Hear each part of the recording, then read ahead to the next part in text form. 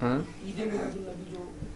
دیکھیے، اللہ کے نبی صلی اللہ علیہ وسلم کا دنیا میں آنا یہ مومن کے لیے بہت ہی سعادت کی چیز ہے، اور سارے عالم کے لیے یہ خیر ہے، لیکن اس دن کو منانا اللہ کے نبی صلی اللہ علیہ وسلم سے اور صحابہ سے ثابت نہیں ہے۔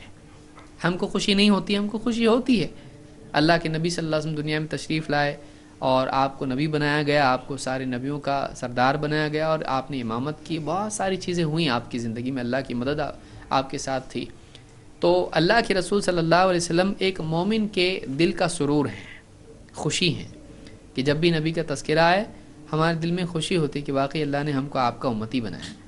یہ کسی سال میں ایک دن کی خوشی نہیں ہے، یہ جب بھی نبی صلی اللہ علیہ وسلم کا تذکرہ آیا آدمی کے دل میں خوشی ہونا چاہیے، ہاں ہم کو اللہ نے ایسا نبی دیا، ہمارے نبی ایسے تھے، اور ہم کو آپ کا امتی بننے کی توفیق دی اللہ نے، اتنی خوشی کی بات ہے۔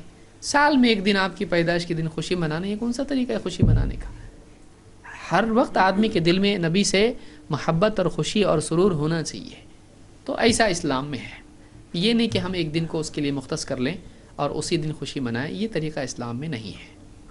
اگر ہوتا خود اللہ کے نبی صلی اللہ علیہ وسلم کا حکم دیتے، اور صحابہ خاص طور سے خلفائے راشدین جو اتنی محبت اور تعظیم کرنے والے تھے، یہ لوگ ایسا کرتے۔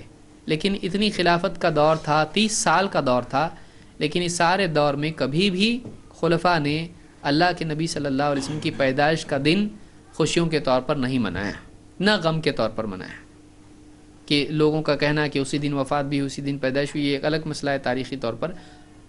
اس دن کو اگر یہ بھی مان لیا جائے کہ ہاں وہی پیدائش کا ہے، وہی تاریخ وفات کی ہے، تب بھی نہ صحابہ نے اس کو غم کا دن منایا نہ خوشی کا دن منایا۔ پھر ہم کیوں منائیں؟ صحابہ کو جو چیز سمجھ میں نہیں آئی ہم کو کیسے سمجھ میں آ رہی؟ جس کو انہوں نے دین نہیں سمجھا ہم اس کو کیسے دین سمجھ رہے ہیں؟ اس کو ایمان کا تقاضا سمجھ رہے ہیں۔